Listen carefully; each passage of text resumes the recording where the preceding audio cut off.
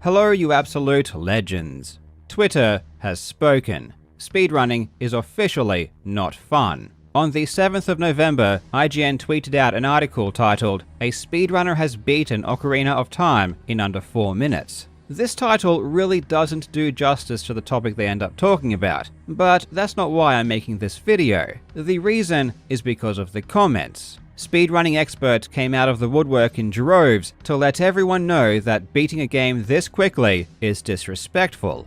How can you have fun when you beat a game in only 4 minutes? Of course, as we all know, nothing that lasts 4 minutes could ever be fun, which is why every theme park ride I've ever been on lasted for many hours. The experts proclaimed that glitching isn't speedrunning, a position that we've heard since the dawn of time. It's an ironclad argument, and it's a shame that for the past 30 years, speedrunners all around the world still haven't learned. And as we all know, anyone who does speedrun couldn't possibly do anything else with their lives, including playing a game casually. Speedrunning is a full-time job, and every single other possible activity is mutually exclusive. To Twitter's credit, most of these bizarre comments got heavily ratioed, and it does seem like most people understand what speedrunning is. But still, there is a ton of people out there that don't seem to grasp the core concepts that make speedrunning great. And the most hilarious thing of all is that when you learn what the original IGN article was talking about, it makes these tweets so much more absurd. It's one of the most ironic things I've ever seen. In this video, we will take a quick look at the speedrun that caused this quote-unquote Twitter drama, because the speedrunning question is honestly amazing. I will also explain why comments about speedrunning not being fun, not being difficult, or that glitches aren't legit are fundamentally flawed, and come from a place of complete ignorance about what speedrunning truly is. I really hope you enjoy. Now legends, it's that time again where I implore you to trim and clean your sensitive areas. And today's video's sponsor, Manscaped, has exactly what you need to get the job done. Take it from a married man. A little effort to make yourself look more presentable will entice your partner to treat you in ways that we can't talk about in this video because some kids may be watching. The Lawnmower 4.0 is masterfully crafted to make grooming your sensitive areas safe and easy. It's waterproof, so I use it in the shower and it takes like 2 minutes. I recommend getting the Performance Package because it includes the lawnmower plus everything else you need and makes taking care of yourself super simple. And check this out, it even has a little light, which I never knew I wanted or needed until I started using this. So click the link in the description to pick up a lawnmower, and by using my link you get 20% off and free shipping. I really can't recommend it enough. IGN's tweet claiming that Ocarina of Time had been beaten in under 4 minutes was, for a lack of a better term, clickbait. If you've ever played the game or watched a speedrun, you'd know that the opening cinema alone is 3 minutes. Speedrunners have definitely done some crazy things, so it's not out of the question, but beating Ocarina of Time in less than 1 minute of playtime does seem like a bit of a stretch, at least with what we know about the game. The title of the article itself provides a bit more information, clarifying that this feat was performed inside Smash Bros. Brawl, which still doesn't make much sense unless you've played that game. Brawl came out for the Wii, which housed the Virtual Console, which allowed players to buy and play classic games from old consoles like the NES, SNES, N64, and even the old Sega consoles. In order to promote this, they added some playable demos inside Brawl, which you could unlock. Games like Super Mario Bros., Donkey Kong, F-Zero, Super Metroid, and of course, Ocarina of Time. The interesting thing about these demos is that they contained the full game. The only restriction is the amount of time you can play. They were certainly not generous when deciding exactly how much time you get though. Donkey Kong lets you play for a whopping 30 seconds. Super Mario World gives you 2 minutes. And Ocarina of Time gives you 5. Honestly, that is such a small amount of time that I don't really understand the logic. I'd guess the only people it would appeal to would be those that played the originals and weren't sure if the emulated versions were faithful. The world record for completing Ocarina of Time is 6 minutes and 49 seconds, and the math geniuses out there would have already noticed that is longer than 5 minutes. So it seems like it shouldn't be possible to beat the demo in the allotted time. Certainly, if we were to create a new file and start the game from the very beginning, it's not currently doable. But the demo gives us two save files that are available. One is of Child Link, just after the opening cinema has finished, and one is of Adult Link in the Temple of Time. If we take away the opening cinema time from the world record, that gives us a playtime of just over 3 minutes, which immediately makes me think the demo should be beatable if it skips the opening cinema. Unfortunately, this doesn't work in practice, because in order to execute the world record strategy, you need to input very specific characters into the name of the save file. The save files given have already been named, so they don't work. If you create a new save file with the correct name, you have to watch the entire opening cinema. So young Link was a lost cause. Adult Link, on the other hand, gives us more options, especially given he comes equipped with multiple items. Ocarina of Time speedrunners have done some incredible things over the years, and at this point they essentially perform magic. I don't know if it's because Ocarina of Time speedrunners are just built differently, or if the game is particularly broken,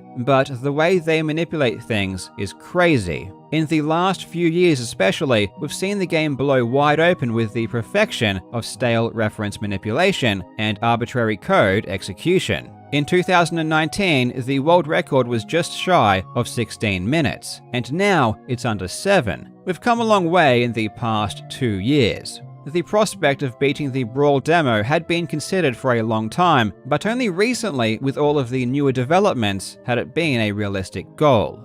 And in August of 2021, the speedrunner save state became the first to do so, with a time of 4 minutes and 38 seconds. The strategy used featured heavy game-breaking manipulation, as seen in the standard world record, and it warps straight into the end credits without beating Ganon. What was really cool though is that 2 days later they would beat the demo again, but this time do so by legitimately beating the final boss. I won't go deep into an explanation as to how this is even possible, as there has already been a fantastic video explaining everything you need to know by Lunatic J. It goes without saying though that a lot of advanced technical strategies were used, which were crafted by people that are much smarter than me. Ultimately, the time got whittled down to 3:41, which is where it stands today.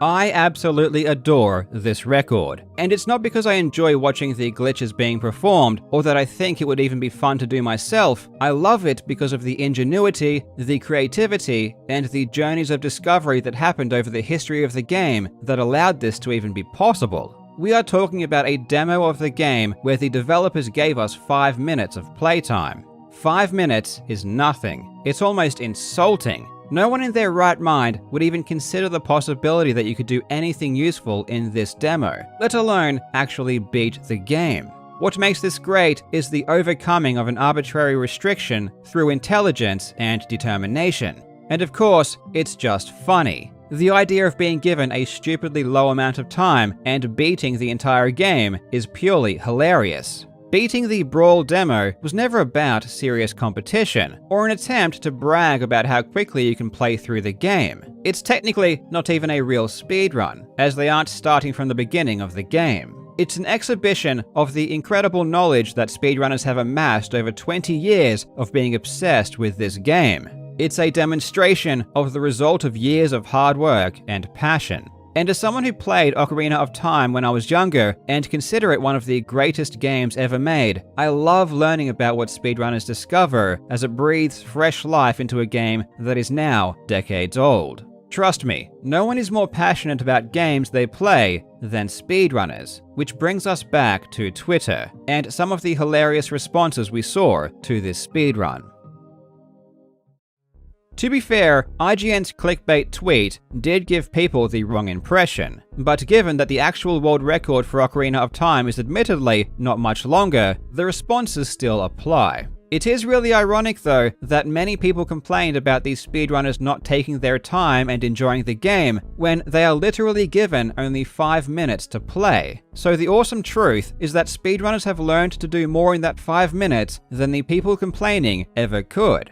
But let's put that aside for a moment, because this sentiment that playing through a game quickly isn't fun isn't isolated to Zelda speedruns. These comments arise all the time whenever a heavily glitched speedrun is shown. In my opinion, this comes down to a fundamental misunderstanding about what drives people to play these kinds of speedruns, and what they represent. I can assure you that almost every single speedrunner at the top level has devoted more time casually playing the games they speedrun than anyone who would ever criticize them. I can use myself as an example with GoldenEye. I spent years playing the game for fun when I was younger, and even as an adult. I spent countless hours playing multiplayer or going through each level over and over with various cheats. I searched for every secret, every guard, every item, investigated every inch of every map. I even wrote guides on game facts. I love GoldenEye, I always have. It's a game that I will cherish forever. When I discovered speedrunning back in 1999, I had already exhausted literally everything you can conceivably do in the game through casual play. But this new idea, this new concept of setting goals and learning strategies and advancing my skills to achieve quicker times gave a new depth to the game that otherwise didn't exist. And at its heart, that's what speedrunning is. It's a way for people who love a particular game to extend its life, to give it a new meaning and find a way to continue that passion and share it with a community that feels the same way. People who complain about glitched speedruns tend not to understand that 1. These people have played the game casually far more than you ever have. 2.